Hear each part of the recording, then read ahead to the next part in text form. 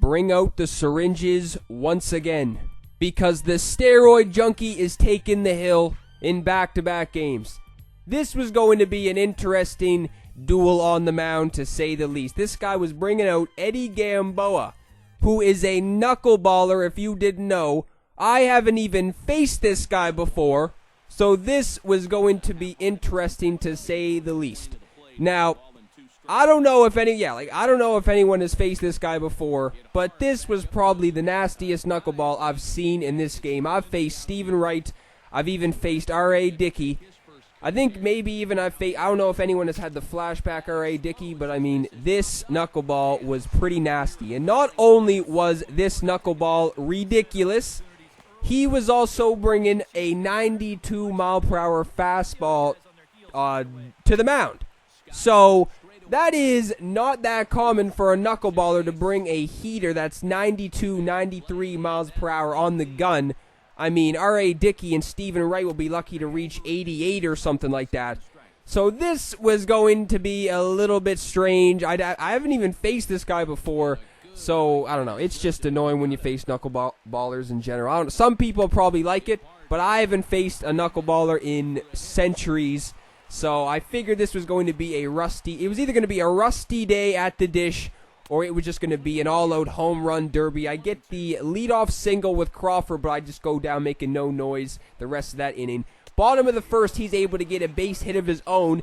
Getting a K with the roid junkie is what he does best, getting the Ks with that nasty delivery.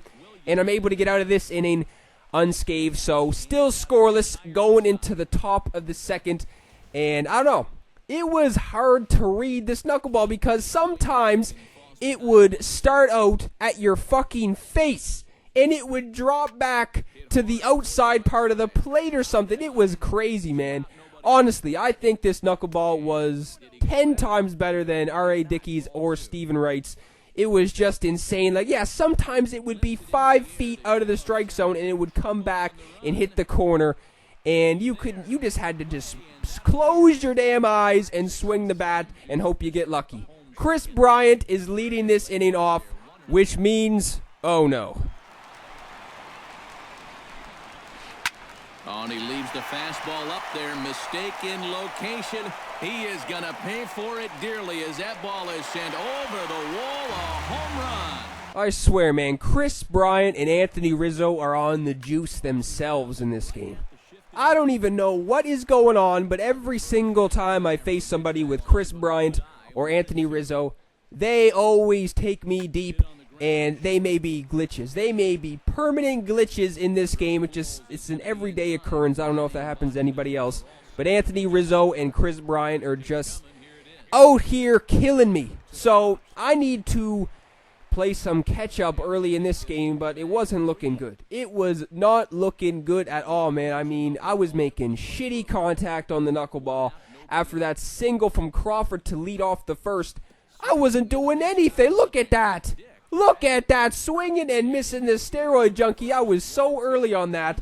I mean, damn. Sometimes the thing looked like a curveball, and then sometimes the thing looked like, it just looked like it was going to hit me in the face, and then it comes back and hits the inside part of the plate, or even would make its way to the outside part of the plate. So I don't know. It wasn't looking good.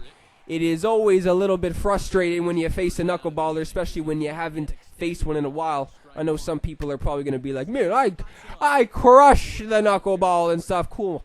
Good for you, man. That is good for you. But I am not that good against the knuckleballers because I rarely face them. I'm used to, I don't know. I'd rather face somebody who's out there throwing 100 million miles per hour than a knuckleballer, but that's just me. I struggle against the knuckleballers every single time I face them. It is not that good. I think there was one game, actually, where I faced R.A. Dickey. It was a while ago, a really long time ago. I faced R.A. Dickey, and I had a pretty decent game against him, put up double digits in hits. But that was pretty much it. Every other game I've faced knuckleballer, it has just been bad. That is, I don't know what it is. I am cursed against the knuckleball. Pujols making some good contact, but that is just a big middle finger from the game right there. Just a fly out, not even to the warning track. But that being said, is everybody out here still playing MLB? Because I know some people seem to think that as soon as a new sports game comes out, they think the MLB The Show season is done. Because I'm still going to be playing this game up until MLB 17 comes out, consistently. And I know everybody picks up new games and stuff, like, I don't know, I just don't get why some people seem to think that, oh, what a surprise. Chris Bryant goes deep once again. So big middle fingers are being dished out everywhere you look in this game. But yeah, some people seem to think that as soon as, Madden or something comes out, the MLB The Show season is done and nobody wants to play the game anymore. So I just want to know if everybody is out here still playing the game, because I know for sure I'm still going to be playing this game consistently up until the new game comes out. I mean, I'm still playing the game. I'm still enjoying it.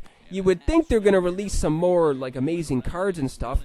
I know they already released, amazing cards, Albert Pujols, Ted Williams, the 99 Beltron and stuff, but you think they're still going to release some new cards, some new crazy cards, you would think. I mean, there's still so many months left of the season, or just of the season before the new game comes out. So is everybody out there still playing the game, and are you still enjoying the game? Because I for sure as hell know I still am.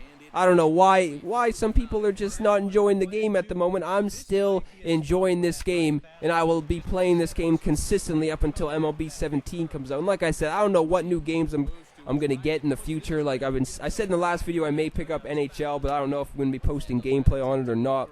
I think the last NHL game I played was NHL 13, and I was a huge fan of the NHL games way back in the day, man. I've been playing those games forever, and yeah, I don't know if I'm going to be posting gameplay or not of it if I get the game, but this is a new game that I haven't played in a while, so it would be fun to pick up and stuff. And even if you aren't a fan of hockey, those games are interesting. NHL is fun as shit, man. Even if you're not a fan of hockey, those games are just fun to watch. You're out there crushing people everywhere you look, and you're out there roofing it top cheese and stuff. Those games are just very interesting to watch, even if you're not a fan of hockey, in my opinion at least.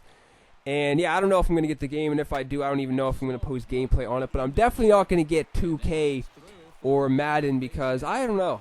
I haven't been a fan.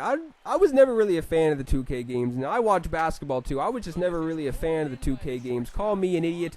Call me a fucking loser. But I remember back in the day, like early 2000s, when EA was making those good NBA games. Those were the NBA games I was into. I just haven't really been a fan of 2K games. I may be an idiot for saying that, but that's just the case. MLB, FIFA, and NHL are the top 3 sports games that I like to play, in my opinion. So I don't know what games I'm going to pick up in the future. And yeah, it may not even be just sports games either. I'm probably going to pick up other games too, like I've been saying. Mafia 3 looks bad. I'm definitely going to pick up that game. There's no doubt in my mind I'm going to pick up that game. It's just a matter of whether or not I'm going to post gameplay on it or not. And the BioShock collection. If you played BioShock, then you probably want to pick up that game too, since you probably haven't played the first BioShock in many, many years. But yeah, I just don't know what's going to happen for the future games and stuff. I'm probably going to make some new type of videos too regarding just real life sports and stuff, because I know some people, they might not find it boring, but they just want to see some new things here and there, and that's what I wanted to do too. I just never really wanted to just post this game consistently. I always wanted to do other stuff too, so I may start making some new videos soon, just to switch things up a little bit, so not everyone is getting bored or just want to see something new for once in a while. They want to see something new, not just MLB The Show 16, and that may happen sooner than later probably. But as you guys can see, we are getting into the late innings, and this game was I don't know. They were not rewarding me the least bit in this game. Ted Williams should have had a moonshot. That was literally to the wall. And then Eddie Matthews, if that was fair, it would have been gone foul.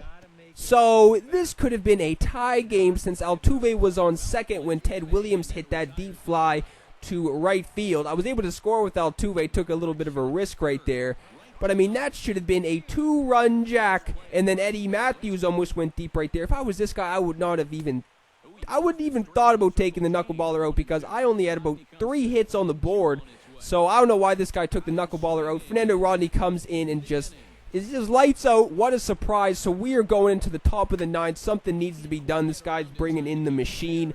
Aroldis Chapman. I put in Andre Dawson for Crawford because, I don't know, Crawford does good against the lefties, but I just had a feeling he wasn't going to do good against Aroldis Chapman. And Andre Dawson didn't do much better than Crawford would have done, just going down swinging on an ugly one right there. So now Altuve, he needs to get on base. That speed needs to get on base, but I am just flying out right behind home plate, so I am down to Pujols. Pujols should have been rewarded earlier in this game with a dinger of his own. He's 0 for 3 on the game, so he is due.